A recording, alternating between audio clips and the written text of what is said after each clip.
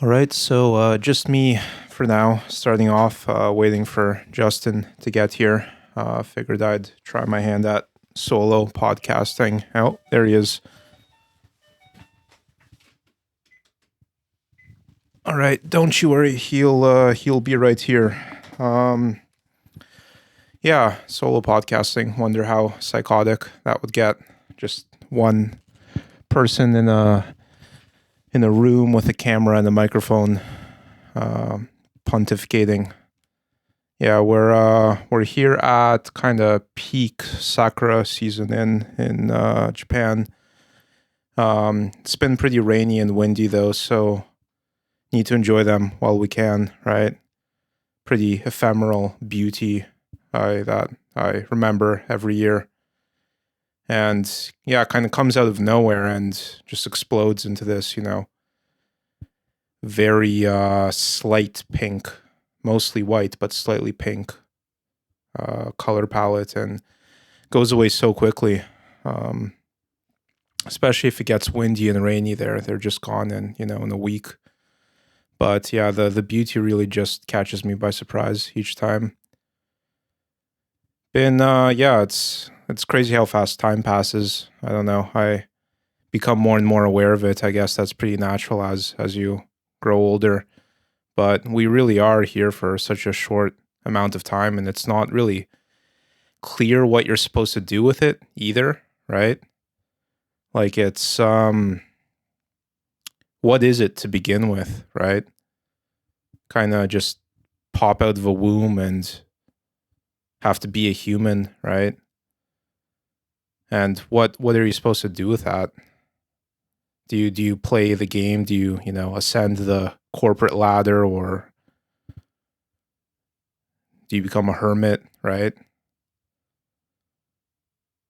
It's also strange. When I was in my 20s, early 20s especially, I was like really captivated by this question of metaphysically what is it, right? What are we inside of? Why? But I don't know if there's a satisfying answer to that question. Hey, he's right here. Just doing some solo podcasting. Yeah, just a few minutes in. Yeah, I make everyone wash their hands when they before we get started doing anything in my place. Just the little domain that I have control over, and if I can control that one thing, then maybe the rest of the chaos will be manageable too. Yeah. I like structure. I feel like the more structure I can maintain, the easier the rest of my life is. Um, and that's maybe somewhere where Justin and I are on opposing ends. Justin tends to embrace chaos, I think, to a degree that I've seen very few other people embrace. And yeah, it's, I don't know, yin and yang, I suppose. Need both sides. But yeah, it's been crazy busy, and just trying to fit everything into the schedule. I'll be off in Taiwan next weekend, which will be my first time there. Try and figure out how we'll schedule a podcast ahead of time, or if we need to delay it. Yeah, but yeah, hope you've been enjoying Q1 so far. Yeah, I was wondering exactly what it would feel like to just be alone in a room recording, right? Yeah, please do.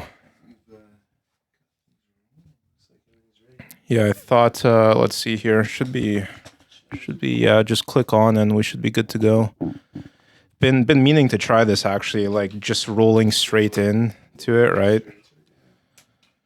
Try and smoothly transition into podcast territory, podcast land. See to get it ready. Yeah. There we are. Set. Yeah. How's it going? Pretty tired, bro. Yeah, I bet. Fucking tired. Let me crank that a bit here. Yeah, it's you came from a wedding just now, right? Came from a mutual friend's wedding. It was one of my oldest friends in Japan. I've known for almost 15 years. So he's just married in Atami, which is kind of the seaside coast. Really lovely area. Fortunately, wasn't the best weather today. No, So, rainy. Yeah, yeah, there as well. It's really rainy and quite freezing cold. Yeah. Yeah, there's a few mix-ups with transit and getting to various places. So yeah, there's a bit of back and forth, and This is on Izu, right? yeah, it's in Izu down southern kind of coast there. Again, really lovely, beautiful part of Japan that people should check out if they're coming. What was the venue like? It seemed I saw 2 stories and I saw a big atrium and Yeah, the main area, the main venue is really nice. Seemed almost more like it would be good for like company retreats or something, like corporate. I mean, I'm sure there's a lot of like weddings and other ceremonies there too, but definitely had that sort of, company weekend in the countryside vibe or something. I don't know how to explain it, but no PowerPoints, I hope. No. There's a few speeches and stuff, but no PowerPoints definitely came out. Did you sleep at the venue or was it like yeah, it was sleeping at the venue. Nice. There's a bunch of rooms there. So nice. Certainly a nice adventure. I mean, good to get out of central Tokyo from time to time. Right? Yeah. Was it deliberately scheduled for like Sakura season? Probably. Well, I mean, it's probably like this is kind of just like the standard wedding season, really. Oh yeah. It's spring, right? So in theory, the weather is, fine and nice, and depends how bad your allergies are, right? Well, yeah, I mean, not even putting that on the table, but just like Friday was quite lovely, actual spring weather, but then it just bounced back to freezing cold, winter again, as it's been doing for most of March. But yeah, it do be that way. Yeah, man, seemed quite beautiful, and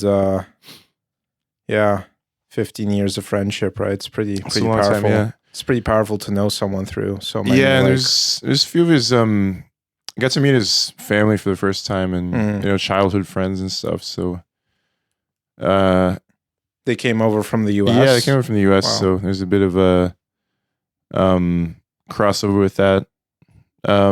Yeah, I mean, there's someone that I don't know if I want to get into his private details too much, but it's someone I've collaborated with on a lot of things, and we're on kind of intersecting but sometimes very different paths.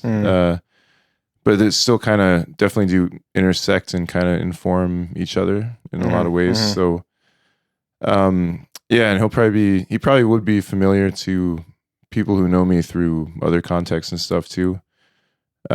Just through, again, collaborating on various things and adventures over the years. I mean, I definitely consider him part of the broader, I don't know, neo-decadent sphere or something, or whatever you call it. So yeah, it's interesting to get that kind of perspective, I guess. Right. Yeah. I was totally unprepared though. I mean, I had to go and like buy a suit and like shoes. Like you look sharp, man. Look good. Yeah, like I mean, I still have the instinct, but I just haven't practically like done. Like, yeah, it's just so out of my normal range of what I'd wear. Or it's definitely dropping a bit of time in bank and right. Other you didn't stuff think on of that. renting? It's just too much hassle. I mean, you got to return it, and it's kind of an investment too, because like I kind of needed new shoes anyway, and like I probably will use it at some point for something. Yeah. So it's definitely not money wasted, but I just wasn't planning to like immediately outlay it at this time. But I mean, it's a good reason to do it, and something good to have. Because last time I think I think everyone was in the same boat. I mean, I was talking to James, Right. and Speaking of shark. who's another, it was another individual who some people who know me would probably be familiar with, but he was the same. And I think he said something similar, like he had to cobble it together, and he hadn't been to a wedding in like 15, 20 years or something. Yeah, right? yeah. So it's kind of similar situation. I think a lot of people were in, Right. But everyone brought it together. Everyone pulled it together, and it went off really well, and quite nice actually. Yeah, I've been thinking quite a bit about what Will said with basically clothing being too casual, that we've gone too casual and too deep into the casual environment, and trying to class it up. I've been trying to wear a collared shirt, and which one? Like this just one? this one. Yeah. Looks pretty nice. Yeah, it's cool. I mean, more Thrada. It's like black on the outside, but has this very nice blue lining on the inside with kind of see it from here. Kind of I don't know, paisley pattern. Not really paisley, but it's a little bit paisley. A little paisley inspired, but not vibes, not quite paisley, I guess. So yeah, I mean, collared shirt is a pretty small step in that direction, but yeah, I think when I was thinking about this, I just came to the conclusion that I fundamentally just don't like what we consider Western garment templates. So I'm just like, there's not I guess just analyzing this from the reason it's hard for me to talk about is because it sort of looks like if you take something, if I made a garment that was based on, I don't know, a Mongolian shirt, right, or the equivalent of a Mongolian garment, people would just be like, "Oh, you're just appropriating that," or something, right. Or you're but there's there's not actually anything which inextricably associates that type of garment with, I don't know, Mongolian people, or there's nothing. There's not really, and similarly, there's nothing that magically associates button up linen shirts and vest coats with, I don't know, European. There's nothing inextricable about that. Yeah, and it's just it is something that it happened to originate from that culture, historically made up. Right. So I don't know why, but I think I find myself on these kind of trains of thought often where I'm just what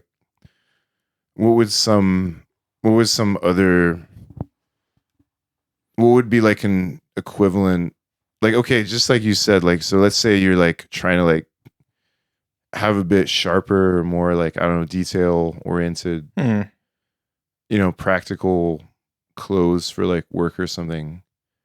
But what if it wasn't a suit and shirt? What would it be? What would it be? And ties or whatever, yeah. Right? So I find myself thinking about stuff like that quite a lot, and that's what I'm interested in. What would be basic functional garment templates that wouldn't be what we functional. Usually, that's morph suit territory, right? Well, I mean, I guess in the sense that it'd be something you could realistically not some weird costume, or it'd be something you could realistically wear. Yeah. And it wouldn't seem oh, this dude's wearing a weird costume or something. Right. But it wouldn't be something that we would normally, I don't know, expect to see in that way. Yeah. If this makes any sense. Yeah. But I never hear anyone talking about this because I guess just people don't care enough to be we could change that or something. Yeah. Yeah. But we could. There's nothing. Yeah. There's nothing. Sky's the limit, baby. There's nothing inherent. Yeah. There's nothing inherent about my company. Any of these things. Yeah. My company kind of played around with some of these themes. Our first sort of uniform that we wore to conferences and stuff was I don't know if you know the Japanese brand Bertel, but they do kind of work, I mean, it's essentially electrician wear or something, or plumber wear. It's these kind of cargo pants or cargo jackets that are cargo, kind of canvasy. But they definitely have this very functional silhouette. Right. Yeah. Did they turn off? No, they still have the Sakras on, which is nice, right? Which You ones? can just take a look over there. Over there? Yeah, just out the window. We have some sakura we do tree have a nice bloom illumination. coming up there. Yeah. It's just this like big massy cloud of blossoms. Yeah. There. It's quite nice. There's some really lovely ones down in Atami. Look nice, yeah. Like nice mossy trees too. Yeah, I still have there's a bunch of videos I took in this like park area that we went to today, and in the early morning it was really misty, foggy, and it looked very much like this setting for some sort of like survival horror video game. Without like that light, yeah. Silent Hill or something. Yeah. Like it just has this like real, you expect some like, tyrant monster to pop out of the mist or something. You need the sunlight punching through the fog for it to like feel nice. Without it, it's just like disorienting, right? Yeah, no. So it's definitely that sakura season. Although I don't know, I always feel weird talking about these tourist kind of trending topics because I feel like there's probably already too many people coming to Japan at this point. I think like when we started crazy, this, man. we were like sort of ambivalent about tourists, and now we're just like, stay home, right? don't stay home, save lives. Please don't come to Japan. I mean, you're gonna come to Japan anyway, but it's just like lately what I'm seeing is these decrepit like aging European tour groups. Aging Euro tour groups? Yeah, I mean, like it's Swedes or something, or something. I don't know, just ambiguously European, but they're ambiguously gay Europeans. Yeah. I mean, I'm not going to assume anything about their sexuality, but it's just like everyone there is like 55 plus, or I don't know. I can't gauge these things, but it's just really jarring to see. I don't know. I've seen. I think I know what you mean. I've seen quite a few of them in. But the weird thing is they're here now, right? Like I feel like we're kind of somewhat isolated from it for a while. Yeah, like that's something. When I lived in Hiroshima, like I certainly saw a lot of them. I guess there's like aging military tour groups or something. Like I don't know what they actually were, but there's a lot of elderly tourists as well as the usual, misproportioned polo shirted, I don't know, tan colored angloid uroid creatures or whatever. Uroids, hemorrhoids. Yeah, there's such a. Yeah, I mean, there's this Vladimir Nabokov passage. I think it's from a book called Pale Fire, where he's like describing what is commonly termed white people. And he's like, well, they're really like, not only they're not really white, but they're like tan and mauve and teal and later all kinds of hideous colors later on. Like temporally later on. Otherwise, well, he's just saying elderly. I see. Elderly Europeans are. Yeah, all sorts of colors. I think he says something. Yeah, like later on, all kinds of hideous colors or something, right? So, I was just thinking of that when I see these, like, I don't know. I guess stereotypical aging tourists or whatever. Which I'm sure they're perfectly fine in their own context, but. If it's just something, if you don't see them for a long time, it just like pops out more, and you're like, oh, this still exists. This model of human is still in production. This model of human is still very much in production. Yeah, still around. Yeah, felt some like aggro vibes at the station lately. Just people walking inconsiderately and bumping into each other, and I know all sorts of these microaggressions. Micro conflicts. Yeah, I think it's just that there's a lot of energy in the station. So like I don't know if it's necessarily positive or negative, but I mean there's definitely a lot of momentum and energy, and can go good directions or bad directions depending. But reminds me of the I forget who shot the documentary, the series. It's a trilogy technically. First one is Koya Natsukwatsu. Okay, yeah. This is I think I showed you these, right? Yeah, it's just like random-ish clips and Kind of, yeah. things cut together. I'll describe it as a non-verbal visual documentary or Yeah, something. non-verbal, non-linear kind of. Yeah. I mean, it's kind of linear. I mean, there is a progression to it, but it's like very time lapse heavy. It's basically it's a bunch of time lapses. Yeah. There's some longer shots in there too. Yeah. But I think in particular in the first one in Koya Natsukwatsi, sorry, I'm butchering that pronunciation. Yeah, there's a lot of like time lapse shots of like Shinjuku Station and stuff. Right. I do remember there was some parts of it in Japan. Yeah, which, quite a bit in the first one, especially. I think they were quite fascinated by it. But yeah, absolutely mental how many people go through the stations each day. Interestingly, I saw a graphic about this last week at some point, and so Shinjuku is by far the busiest station in the world. Yep. And Ikebukuro is number 3. Number 3. Shibuya is number 2. We're actually in the... It's kind of funny because before we put Ikebukuro on the map, it kind of maybe wasn't in general knowledge, I guess. Yeah. I mean, it's by far the 3rd busiest station in the world beyond anywhere. China, India, any country really. I mean, it's kind of like Guangzhou or something, or like Guangdong, right? Like people know Shanghai, Beijing, and that's it. And but like Guangdong, like everything is made there. Like all shoes are coming out of like Guangdong, right? Like it's kind of... I'm sure it'll eventually achieve normal consciousness. I mean, people, it's kind of like Gangnam. Like that's like there's Korea? like a... Yeah, well, like it's open Gangnam style or whatever. Well, yeah, I mean, it's kind of wild that was like, that's like in mainstream consciousness, I guess, because it's just like when I was growing up, it was just like the ignorance was just even. That's what, like, say what you will about the internet's negative effects and stuff, but like back in the 90s and earlier, like, people were pretty ignorant, man. I mean, they're like, outside of like their bubble, basically. Yeah, like like average Americans' knowledge of like geography and other cultures, cities and I mean, okay, yeah, if you're in like if you're in a sophisticated bubble that is maybe in a major city, okay, but like just go around asking smaller parts of the country, where's Gangnam, or what's Guangzhou or something, like they just have no idea, man, right? Like, it's not. So similarly,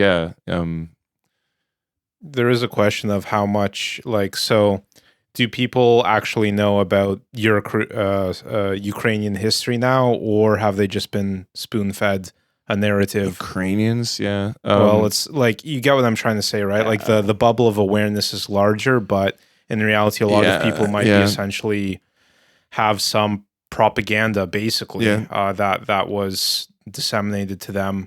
And now they think they understand that part of the world, but they don't, right? Because you're not there, right? So you're aware of it, but like, you're not seeing what's actually... And you can't, from anyone, right? Yeah, because you don't have that context, you don't have the right? context, yeah. That's the part of the world I know that's the part of the world where I'm willing to admit my ignorance.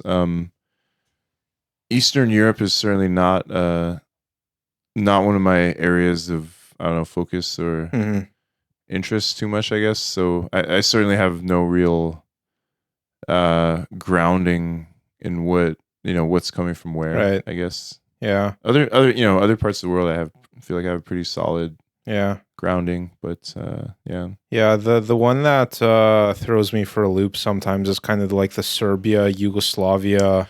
Oh man, that's such a that region is such a complicated mess. It's hard to really. It's also tricky to like really like say much about it, right? And not sound like a moron, because you just like you don't have the context, right? So if you don't have the actual context, then like you can't really. Yeah, your opinion isn't really worth much, I guess. No matter, I mean, if you want to even, I think like the cheerleader approach to politics is a little bit ridiculous as well. If you don't have the history, or if you're not on the, hearing what people are experiencing on the ground level, Right. it's kind of a little bit ridiculous, or I don't know. Random tangent, Yeah. perhaps, but have you seen a Serbian film? No, I haven't. No. Are you aware of it? It's like some horror Kind of. I don't know, war film or something with Kind of. Yeah. Yeah. I mean, I think war is the subtext of it, but it's like super. I mean, there's some like incredibly graphic and like really, horrible scenarios played out in that situation. Man, I forget even the storyline of what's actually happening, but what stuck with me was I was researching after the fact the like explanation behind like what the movie's like about, quote unquote. yeah. And it was basically about like I believe this is according to the director of how Serbia had like a civil war or something, right? Yeah. And during this time, basically young men went off and did like absolutely heinous things in the name of whatever faction they're representing, and then they just came back to their normal life afterwards, right? And just pretended that nothing happened, right? Yeah. And so it's kind of like about that culture. Sounds like Japan, right? Kind of, right? Like yeah, a bit, right? Connections are yeah. Yeah. Japan's in split brain territory, I sounds suppose, like Japan, right? Yeah. How long do you think it would take Japan to reconcile? Or is there any reconciliation? Reconcile with what? Like, I don't know, man. I mean, it's like we've kind of talked about it before, but it's a culture with PTSD or something, right? Like, well, they don't really know what they are, I guess. Or I mean, the Imperial Japan that was a force in the world is like they don't want to have any connection with it, right? Yeah. They want to forget that was. I think at the end of the day, like my take is it's like not even that complicated, really. So I don't think there's like. I think it's maybe hoping for something almost like outlandish to expect some kind of like sophisticated engagement with those themes. If you know what I'm talking about. Well, in the same way that like how, I guess like a related question is like, if you think about the ancient world, like how do you think people realistically thought about war? You see what I'm saying, right? So like if you go back like, I don't know, 500, 1,000, 2,000 years, like do you think people were like reconciling like after, I don't know, like the Punic Wars or something? Like do you think they were like sitting there psychologically like, I don't know, coming to terms with atrocity? Like not really. No, probably not. Not really, right? So enough time passes and some new energy takes hold and things keep moving. I think that kind of it. So I don't think they had this like intensely psychologized model of it, right? In terms of like trauma and like it seems like a very psychological model. Yeah, that's fair. For and again, Japan being basically a non-Western country, like, well, again, if you go back to like feudal Japan, kind of similar stuff, or like any of these, I want to say they had like a pragmatic view of warfare rather than like a very psychologized one. I want to say, well, because we only started really looking at war as being like traumatic, like in light of the 19th century, right? As with many things which seem like human, like they're actually just like 19th century inventions, right? So like I think like World War I, World War II was a real breaking point of like, hey, like maybe war is not super heroic and ennobling or whatever. It's actually just kind of shit, and you're kind of dying pointlessly. So I'm just kind of spitballing here, but prior to that, were wars kind of more colonial or like imperialistic in terms of like going to a place and taking it over and Well, like setting up do you? base I guess there? like, do you like? Would it make like? I guess this. I'm maybe just answering this with another question, but Mhm. like, do you think like the veterans of the Napoleonic Wars Mhm. were like shell shocked or traumatized or something? Well, okay, Like, were so they? where did they go? So they started off in France and they went to Russia. Yeah, I just, I mean, again, like, I'm not Mm. really talking the specifics. I'm just saying, like, in general, Mm. like, that would seem kind of like you probably wouldn't normally be like, oh, we're like Napoleon's soldiers shell shocked or Right. something. But like, they're fighting wars. Right. So what changed, I guess, right? Do you think it's just a matter of the technology? That's, it like went Well, from like football yeah. match to So like the just technology is part of it. I mean, if you're using sophisticated machines to like yeah, remotely exterminate people right. and blowing up entire cities, yeah, I mean, you're Basically certainly, subjecting humans to just the capacity of chaos that yeah, they well, could not you're having possibly a, comprehend, well, I mean, right? you're subjecting them to a industrialized warfare, Right. which again is not what people are expecting. Right. I mean, if you're expecting to ride into battle on a horse with a sword Mhm. and then you get mowed down by a machine gun, Right. like you're kind of not really Yeah. right. So I think the industrialization is part of it, but I also think it is kind of I think like 19th century European notions about war becoming obsolete or humanitarian kind of notions, but like, so I think that's what created this kind of psychologized model. Mhm. But again, Japan never really like had that, right? Mhm. So if they go to war and commit, even as recently as World War II, Mhm. if they commit a bunch of atrocities in war, well, yeah, like why would they feel Well, cuz they lost, guilty? right? Well, yeah, I mean they Basically. lost, but if they, I think that's more like a shame response rather than a Mm. guilt Mm. response. If you see what I mean, Yeah, right? yeah, yeah. So it's not that, like, I noticed that there's yeah, there's certainly a sense of shame of being defeated or ceding ground or whatever, Right. but it's not really like, I don't think there's like this sense of like intense individual responsibility Mm. for this stuff, right? Mhm. Mhm. And I mean, I could be wrong, but like even the footage I've seen of like Tojo and war crimes trials and stuff, like I definitely don't think they were like mentally terribly bothered by any of it Mm. in like a, I don't know, good trauma or guilt kind of sense. Like it Right. seems like a very Western way of looking at it, I guess. Mhm.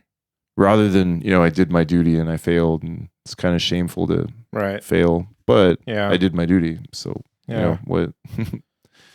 Yeah.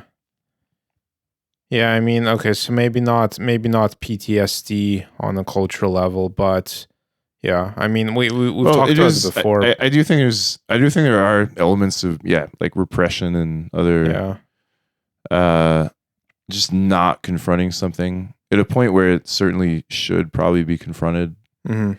to have like a realistic understanding of things. Mhm. So yeah, so I think there is like the head in the sand kind of element in the present, Right. and presume sort of post war immediately as well. But Mhm. yeah, Yeah.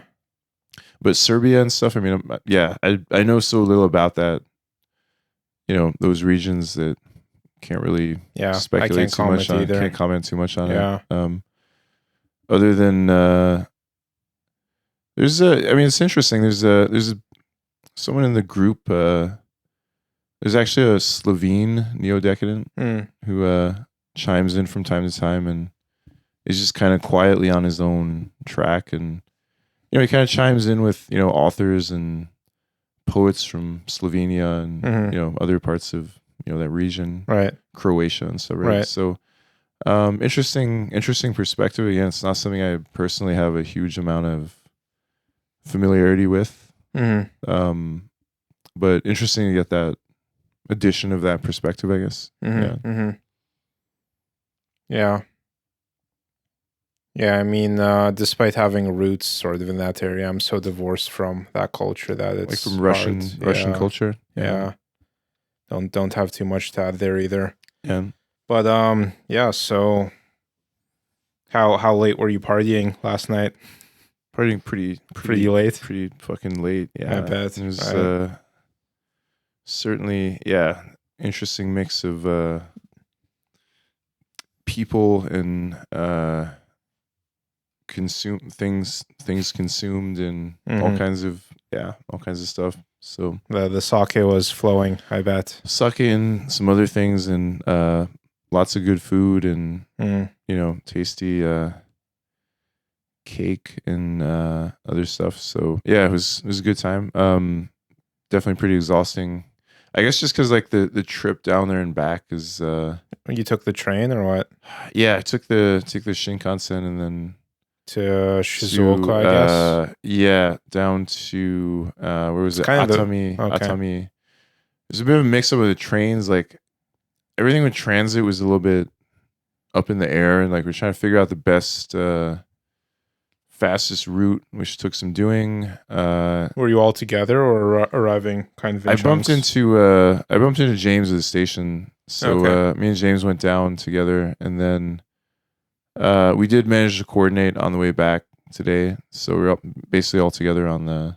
Weirdly, like getting back was easier than going down. Often is that way, right? Yeah. There's just like one It's also like single train. going to somewhere from Tokyo versus coming back to Tokyo, True. where like practically any train you get on will take you to Tokyo, kind of thing, right? Well, the other thing is that like the single shot line that we wanted to take down there was like all seats were taken. Right. So there, so we would have had to just like stand for like 2 hours or something. If Yeah. we'd gotten on that one.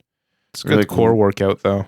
yeah, probably be some exercise, probably. But so we're like, wow, it's not even Golden Week. It's like already this crowded and Yeah. popular. I mean, it's nice. Yeah, the Friday was nice weather, Right. so Sakura I'm season. sure I a guess. lot of people are looking to go down and see the sakura Yeah. down in Atami. But yeah, it was so there's the element of transit was quite tiring, and getting down there, coming back, and organizing everything. Yeah, Wish we could just teleport by now, right? teleportation would be nice. Be so easy. It'd be nice. I mean, it'd probably like ruin society in other ways, but would certainly save some time. What do you think about like telepathy becoming? So I've been so I shared the telepathy tapes Yeah. podcast thing, which brief background, basically there's a researcher who was doing stuff with Yeah. I believe like nonverbal autistic children and their families, and basically made a very convincing argument for like nonverbal, like extra sensory communication, essentially, where Okay, yeah. where the kids were able to, like know what someone else was holding in another room, type stuff like Okay, that. yeah. Um, But that's sort of like spooky ESP level Right. shit rather Yeah. than like reliable telepathy or something. but right? so like, what if this is just a capacity that we have and can train and have like lost touch with, it'd be right? interesting. I don't know if there's much to suggest we ever had it more in the past or something. Possibly never had it, but possibly could it is be something that can inherent be or something. developed, right? Yeah. As with many speculative topics, my suggestion is always just like read more actual science fiction because it's probably something that they dealt with in extreme detail in like I don't know 1953 or something. Right. And in this case, I know they did because Alfred Bester has a book called The Demolished Man, Okay. where he deals with this and What exactly does he deal with? the existence of reliable telepathy. Okay. Which everyone had, or what? well, no, he's got some people who have it. Okay. And it's basically and interestingly, his next book deals with reliable teleportation. Okay. So literally the two things we just talked about. Bester is covered. I feel like this just always turns into me recommending golden age SF, because they did sort of deal with almost everything which people think is like, some cutting edge topic or something.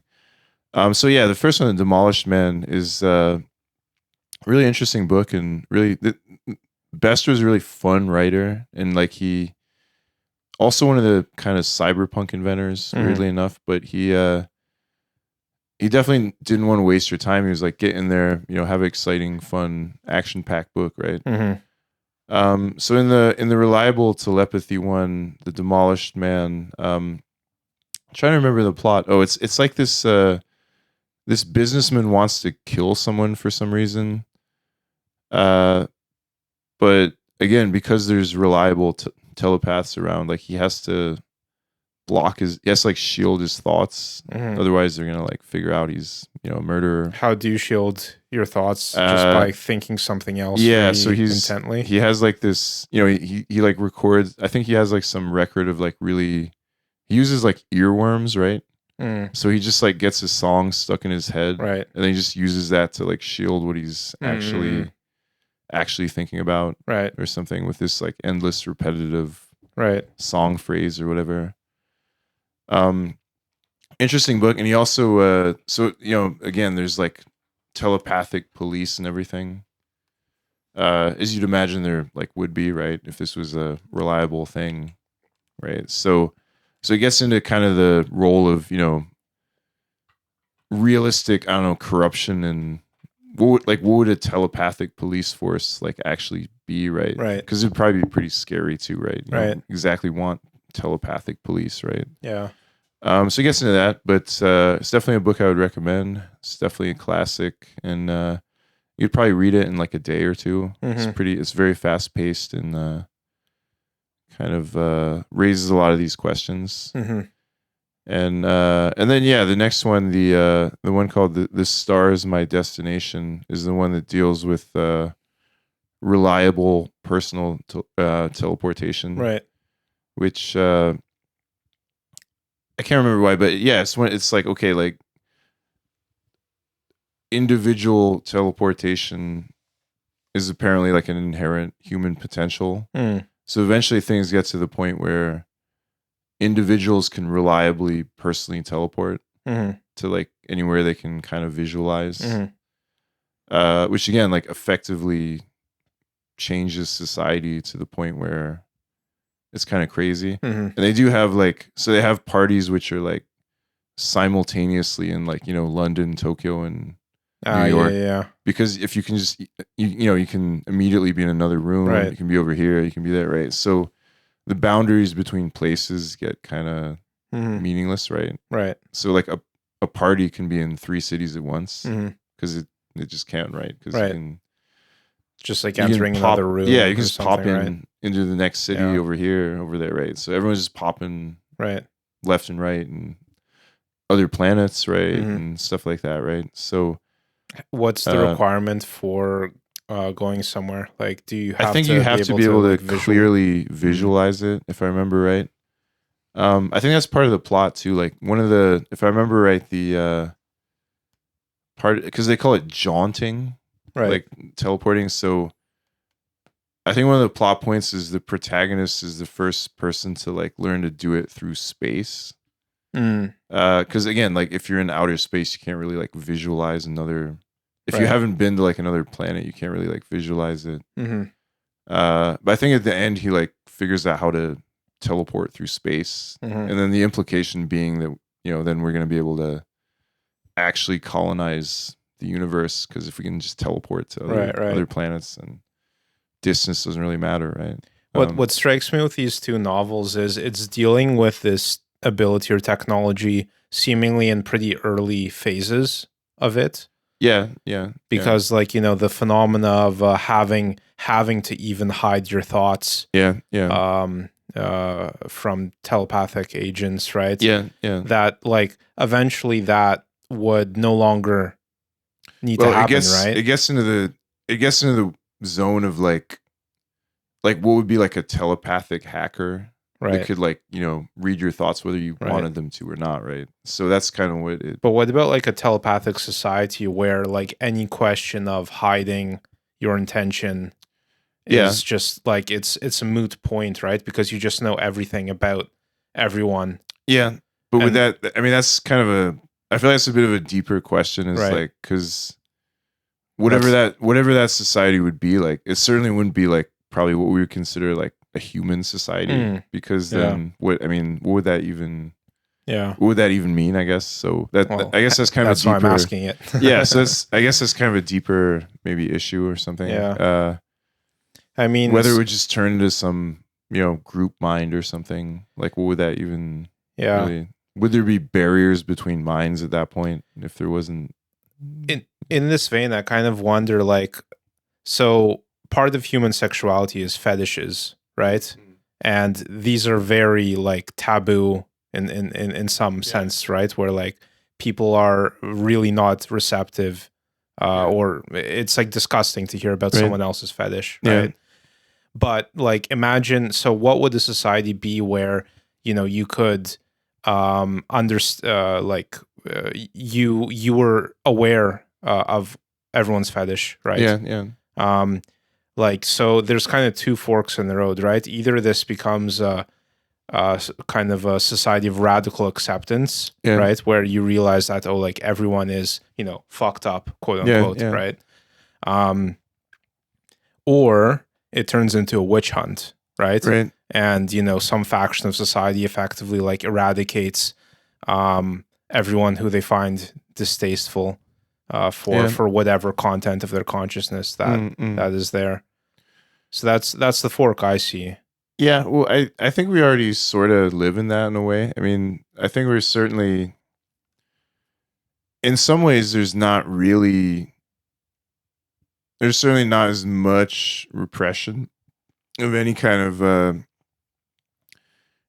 direction, I guess. I mean, there's still taboos, right? I mean, you can't. There's certainly things which are considered taboo, legally, if not right otherwise, but certainly much less than we'd say in the past, right? Going back 100 or 200 years. So yeah, could go down one of those paths, I'd say. Yeah, I think it gets into muddier areas though, beyond just that, because if you have like instant reliable telepathy, then like it does kind of get into at what point then does your mind end and someone else's begin? Great question, right? Yeah. So they do I think like I think the 1950s science fiction answer to that would be you just eventually end up with like what they call a gestalt consciousness. It's like Unity from Rick and Morty, like single consciousness that inhabits a whole kind of planet. It's just like a group mind, right? Basically. So they call it a gestalt. It's also a term from, I think it was Adler or Jung or something. Gestalt is just means like group, right? If I remember right. So so that's all. There's I think it's Theodore Sturgeon Man Plus, I think, or there's another one of these books that deals with that, and I think that's kind of the tack they take, is that there's I'm trying to remember the plot of that one. I think I think he deals with it first as a family. So there's like there's a family of like, I don't know, 2 brothers and 3 sisters or something, and they're kind of like they're individuals, but they're also, if you put them together, they form kind of like a super organism that's like greater than any of the individuals, and it kind of is like a group mind almost. So they do kind of have individuality, but they're also contributing. When they're together, they're like also contributing to this like much more sophisticated group mind that's like smarter than any of the individuals, and can kind of like function in ways that the individuals can't. It's kind of an interesting idea. I mean, whether it would actually be like that or not, I mean, it's hard to say. Yeah. But, yeah. Kind of, I mean, society already exists on that scale in a sense, right? Yeah, it is. Yeah. I mean, human society is kind of already there in some ways. Yeah, and I think there are aggregate effects where it works, right. But then in some other areas it kind of doesn't work. When I think the areas in which it doesn't work are maybe interesting too. And it's sort of like the too many cooks thing, where it's like there are some fields where like a single individual is probably going to be able to do more than like 10 people trying to reach, work together, or like reach a consensus or something. Right. And there are some, areas where even a very well-intentioned group is probably going to end up doing less than a single individual, right? Well, what kind of comes to mind is like large language model AIs. Okay, yeah. Where it's like, you have let's say a writer who has a kind of stylistic prose, and like AI, which is the conglomerate of however many terabytes of like text data ingested and remodeled and reformatted, and it just kind of loses a lot of character, right? And becomes a thing in and of itself, but kind of quite bland and less cutting, perhaps. It's interesting. I mean, I think I posted something like this about a week or so ago. I was like, I just find these like Chat GPT summaries so like amusing, because it very much like it does kind of seem like a specific individual, right? So I was like, when you're visualizing if you're visualizing this, language model as being a specific individual, right? Like, how would you visualize them? I think I'm trying to see if I can. There were some amusing. There's some amusing replies to. The interesting thing as well is just while you're pulling that up is the different models have different personalities for sure. Like I've recently taken a liking to the O1 model because it's by far the most in my experience. It's very like definitive and like kind of assertive in its logic. Assertive, okay, yeah. Where it gives you an answer and it tells you why, right? Okay, yeah. Like 4.0, which is probably the more common one. It's it's kind of I mean it has its own kind of character and how it approaches questions. Yeah. The one that bugs me the most is Google's Gemini 2.0 Flash, where whatever question you ask, it starts with like a 2-minute disclaimer of like why things like vary. You're like, hey Google, like how many calories are in an avocado? The number of calories in an avocado depends on its size. Small, about 70 grams without skin or stone. Approximately. So like that was a very simple question, but like ask it a more complicated question, like is an avocado like should you eat an avocado every day, right? Okay, yeah, and it goes into this like depending on individual dietary needs and depending on like individual avocado. It just like throws up relativism no matter what. Always tries to like screen. Yeah, I mean, it's like they're so allergic to like a lawsuit or something that they disclaim everything, and you're like, everything. Yeah, like I need a point of reference. That's why I'm asking you, right? Yeah. So anyway, back to you. I'm just trying to. I'm just checking some of the. Okay, so one person, Fergus, who's a New Zealand artist, says. Well, okay, so my question was: the summaries of Chat GPT are always highly amusing from a stylistic point of view. If ChatGPT were a human individual, what would it look like? I have my own mental impression, but would be interested to hear from others. So Fergus says, a jovial and portly fellow of indeterminate race with a prominent central parting and a smattering of pubic facial hair. That last bit's just insulting. And then Ryan Pishford says, 5'5" white girl with feathered hair and glasses inappropriate to her face shape. So I mean, you're getting a few responses of this kind, but I definitely would. I guess just personally, like I definitely would imagine it as like some kind of like mid-level like lawyer or something, or like legal representative or something, who's like been hired to like, basically like add disclaimers to things and like give very like cautious, kind of inoffensive responses or something, right? Yeah. It depends, I guess. Like, I mean, what I find really valuable talking with AI is it's like a person who knows a lot or something about anything, Okay. Yeah, right? Yeah. Which is actually a pretty rare quality to have in a human, Yeah. Yeah. right? Yeah. So whatever's on your mind, it'll give you another point of reference on it, right? So it's very useful for like a kind of reality check Right. in that Yeah. sense. But yeah, I mean, if accuracy and like, if it all depends on what your tolerance is for Right. kind of misinformation, I suppose, Yeah. because Yeah. you do need to second guess it all the time, right? Yeah. Yeah. Yeah. Should we How we doing land for this? time? Yes. Yeah, we're let's wrap at it. 55 minutes. We could probably wrap it up, start. yeah. Yeah. Yeah. So I'll be what's in. this Next week? You're away. Yeah. Next weekend, specifically Friday, Saturday, Sunday. We could just take a. I mean, it's up to you with your timing, but we could just do another one now. If could see what that's like. Could take a brief break and then. Yeah. Let's see. I need to think about what that would look like. Yeah. I'm down to do it. I mean, might just keep rolling if. Cool. Yeah. If it's doable, then.